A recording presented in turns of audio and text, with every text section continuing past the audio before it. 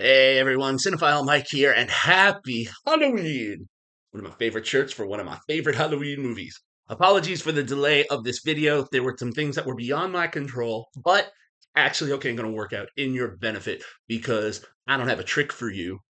Well, the trick was that I didn't post, but today it's a treat. You're not just going to get one video a couple days late, but you're going to get two. You're going to get tomorrow's episode 68, a day early. Today is 67. It's Cinephile Mike all along, the way Agatha all along dropped their last two episodes.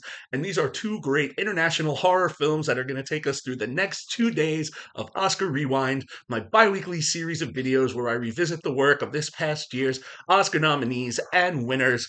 Remember, these reviews are spoiler free with award season information, box office history, critical ratings, all kinds of good stuff. You can find older episodes here on the YouTube channel or an easier search with the whole catalog on my website, cinephilemike.com. Before we jump in, do me a favor, click that subscribe and that like button, and here we go. Part one of your double episode drop, I am discussing Sandrew Metronome's horror romance, Let the Right One In. Written by John Ajvide Lindquist, based on his novel of the same name, and directed by Thomas Alfredson, this film was released primarily domestically in the fall of 2008, with additional international releases throughout 2008, 2009, and even 2010.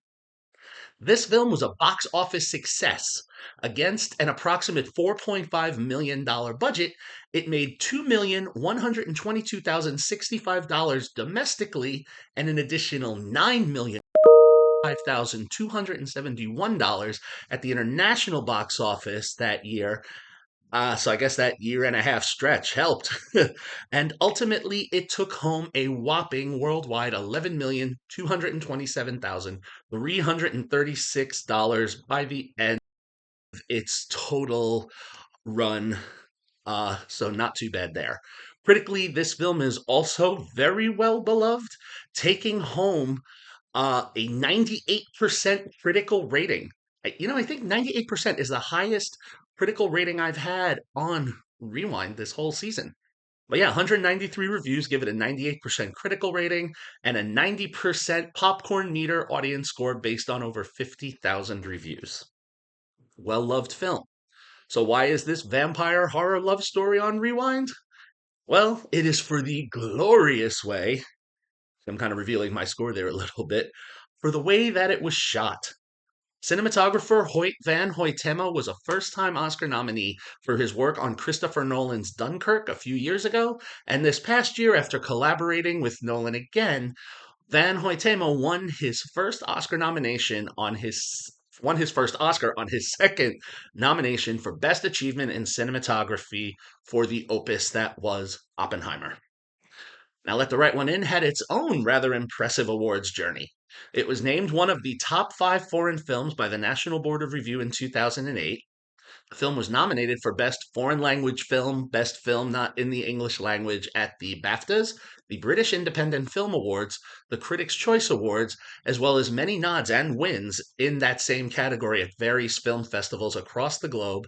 And, worth noting, my fellow New Yorkers, Let the Right One In won the Best Narrative Feature at the Tribeca Film Festival. Also worth noting, Van Hoytema won Photography Cinematography Awards for this film at the Fantasia Film Festival, 2 different awards at the Gothenburg Film Festival, and the Clotrudis Awards, as well as nods in other international film festivals as well for his work on this film. And those are just some of the highlights of the over 125 nominations and wins. So what's it about? Let the Right One In, set in the early 1980s, cue some very fun fashion choices, is the story of Oscar, played by Care Hadebrandt. My apologies to any of my Swedish listeners if I am butchering these names. Who is Oscar is an often bullied, soft-spoken young boy of about 12 years old. Mainly, there's a crew of 4 boys led by main bully Connie, played by Patrick Ridmark, who they kind of make his life a living hell day after day after day. Then one night, he sees that he has a new neighbor move into the apartment next door. We have Hakan, played by Per Ragnar, an elderly caretaker for the young girl who's introduced as Ellie, played by Lona Leanderson. One night, in the snowy courtyard of the apartment, Oscar and Ellie meet, but Ellie informs Oscar that they cannot be friends. And despite best efforts, well, these two preteens, or, well, are they both preteens? Form a friendship, knocking on their adjoining walls, having nightly conversations, chats out in the courtyard. And as we follow, we see Ellie, she's not at school. We only see her at night. She needs to be invited in places. So it's a little weird, but Oscar kind of lets all of this go. And as these two begin to forge a friendship and a relationship, we have some side plots going on that are a little dark. Hakan is not quite the wonderful elderly caretaker. I mean, he has to take care of this 12-year-old ward, and he has to resort to some rather extreme measures. And tragically, he is not always successful. But now, even all these dark things are happening, Oscar is actually finding a renewed strength in his friendship with Ellie that allows him to start standing up for himself. And there will be events that will bring Oscar and Ellie's worlds together with some rather interesting circumstances, or I guess you could say consequences. And, well, I guess the best way to say it is the blood will flow. And we will be left to wonder if these two lost souls can get out and find a way to be together, as they do seem to find a strength and an acceptance in one another. This this film is actually a very striking film because while it does play into the horror and vampiric themes, it doesn't, get rid of the notion of character development. As Oscar and Ellie Hedebrand and Leanderson, as two young children, have a huge job heaped onto their shoulders, and they really carry this with great aplomb, and they create this world that we're in.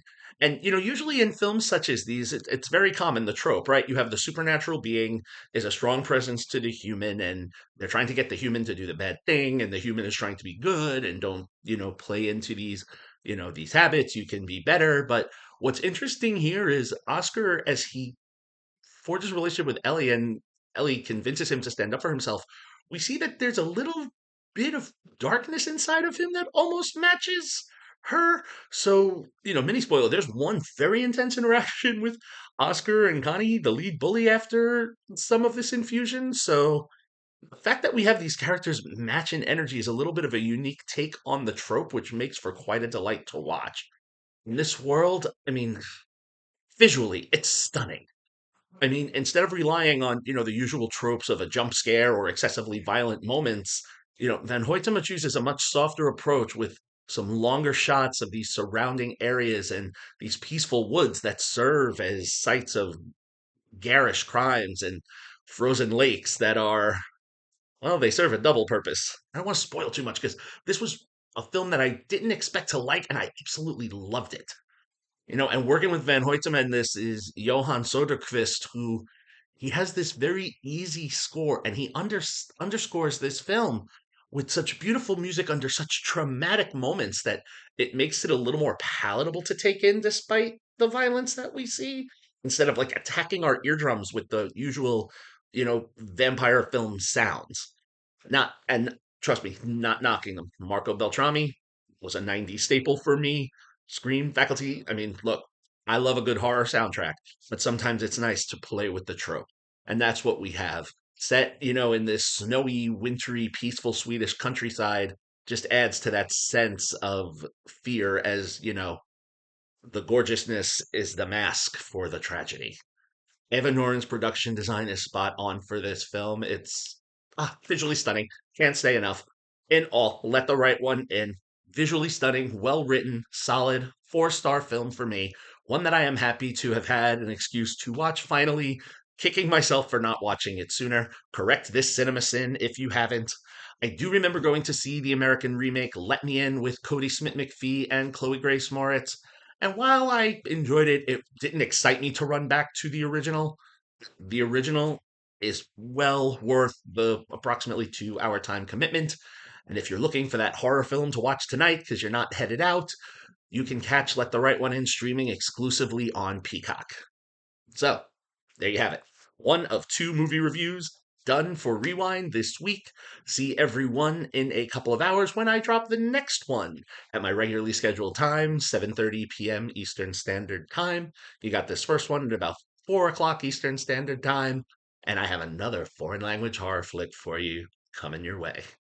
As always, if you like what you heard here, please subscribe to the channel, like the video, spread the word. You can follow me, Cinephile Mike, on all social media platforms and on Letterboxd, and find lots of great stuff on my website, cinephilemike.com. Happy Halloween, everyone, and until next time, this is Cinephile Mike saying, take a break and watch something spooky and new. Take care.